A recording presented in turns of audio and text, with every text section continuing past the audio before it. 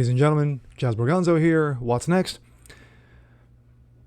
Yesterday morning, I did a video regarding the trailer of He-Man, which of course was recently dropped by Netflix. The new series produced by Netflix, created by Kevin Smith. We did a trailer reaction. I said I really dug it.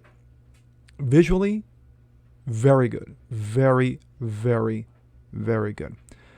There was a couple of things that I didn't notice at the time of watching the trailer. I noticed right after doing it and, of course, uploading the video. Let's take a look at this. This is Bounding into Comics. Now, this is an older article as of May 29th that John Trent, who is the CEO of Bounding, wrote.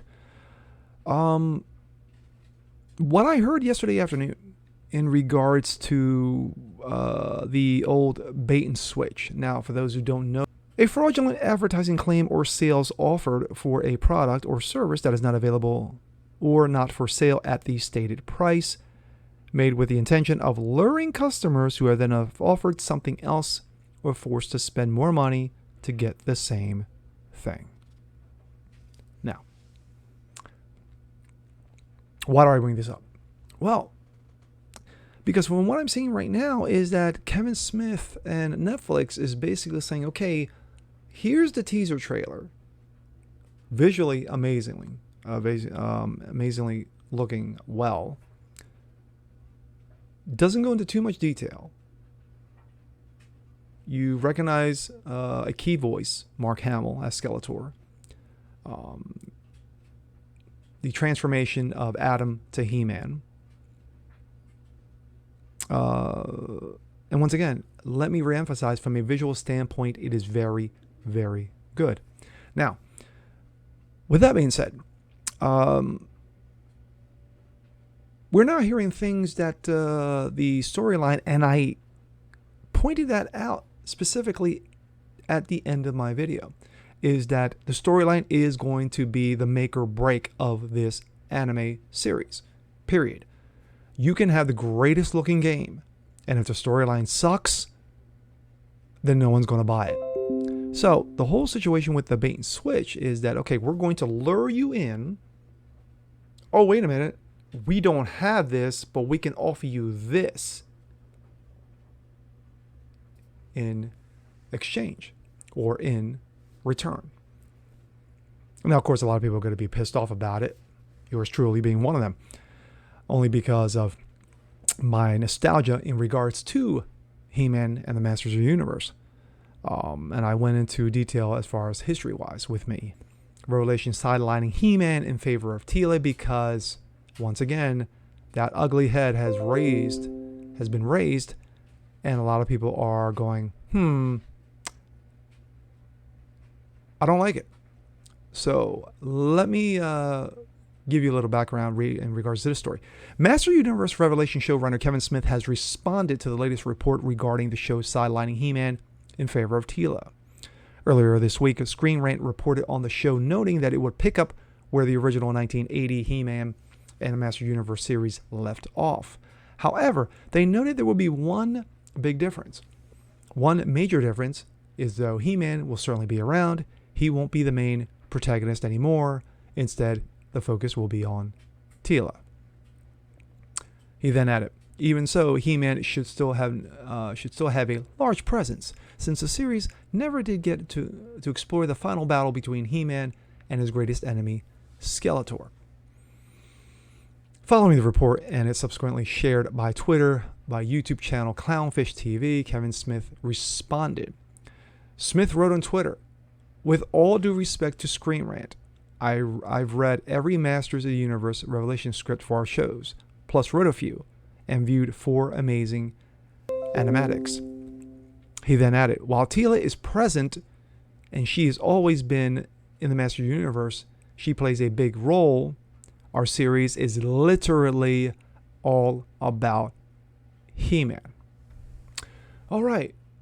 Now we move on to story number 2. We're going to stay in bounding into comics. Now we move on to the anticipated Resident Evil series that was talked about last year. Now it has come to fruition, but with a twist. Let's take a look. This comes out, of course, bounding into comics. Netflix race swaps Albert Wesker in new Resident Evil live action series. Netflix announced a brand new Resident Evil live action series with Lance Reddick playing race swapped version of Albert Wesker. For those of you who don't know who Lance Reddick is, he played the manager in the awesome John Wick series, or should I say John Wick franchise. The official Netflix geeked Twitter made the announcement. It reads, "Been dying to announce this. Get ready to enter New Raccoon City with a cast of Resident Evil, Lance Reddick, Ella Balinska, Tamara Smart, Sienna Agdong, Adeline Rudolph, Paulo Nunez." Notice something missing? Or should I say, someone? I don't know. Maybe the white person. That's right. Your token white guy is now null and void, persona non grata. Well, in this series at least. And you can see the cast there, of course, in color in a black and white shot. Reddick also confirmed he was playing Albert Wesker in a separate announcement on Twitter. He wrote, "I'm so excited to finally announce this. Get ready to enter New Raccoon City. With the cast of Resident Evil live series, I'll be playing Albert Wesker." When Netflix revealed the first look during their YouTube live stream, they also noted that the show is currently in production. Wesker made his first appearance in the original Resident Evil game back in '96, and has since made appearances in a number of subsequent games, including Resident Evil 4 and 5. He was portrayed previously live action by Sean Roberts, as you can see there. Netflix announced a live action Resident Evil series was in the works back in August of 2020. At the time, Netflix detailed this series would tell a brand new story across 2 different timelines. They elaborated, Timeline number 1, 14-year-old sisters Jade and Billy Wesker are moved to New Raccoon City, a manufactured corporate town forced on them right as adolescence is in full swing. But the more time they spend there, the more time they come to realize that the town is more than what it seems, and that their father may be concealing dark secrets that could destroy the Earth. As for timeline number 2, Netflix explained, cut to the second timeline. Well over a decade into the future, there are less than 15 million people left on Earth, more than 6 billion monsters, people and animals infected with the T-virus.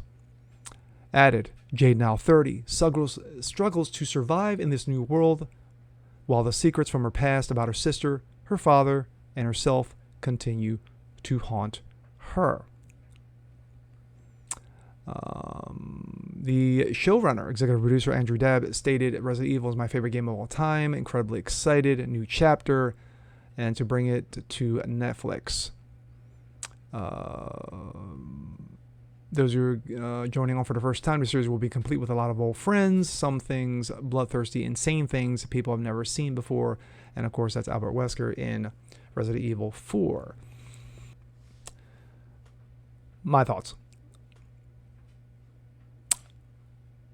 Let's get this right out and open. Lance Reddick, tremendous actor. Has done a number of things, done a number of movies. But of course, most famously as the manager in the John Wick series. I'm going to be open-minded. About this. I'm not going to slam this thing only because they haven't released it yet. I'm definitely going to do a video, not a reaction video in regards to episode number 1, and I will keep you guys informed. But to have a cast of an all-female cast. I don't know whether Paulo Nunez is because he wasn't in the photo. I'm going to assume that Lance Reddick's character, Albert Wesker, is the key. He is the lead. He is the anchor of the show. So we're going to go with that. But as I said in regards to He-Man, it all comes down to storyline. Is the storyline going to hold? Or is it going to be pushed into a narrative? Like I said, if these are all two new storylines, and that's what they're saying, these are two new timelines, there's nothing. Yeah, you can take a step in the way back and go off some of the original points in the original stories over the games, and I don't know if they're going to tap into some of the movie storyline that Mila Jovovich did. I think it was like 5 or 6 Resident Evil different movies that he did. I mean, it was campy, it was schlocky, but they were fun. But in regards to this, it's going to be interesting. Either they're going to do storylines that they're going to be drama, scary, maybe a little campy. The visuals need to be on point. As far as the scares, jump scares, won't be surprised. They're going to have probably a dog or two thrown in there. But is it going to be woke? So with that being said, I'm Jasper Gonzo. This is What's Next. Like what you see, leave a comment below. Like it, share it, subscribe to it, hit that notification bell so you don't miss a thing. And we'll see you guys next time. Peace.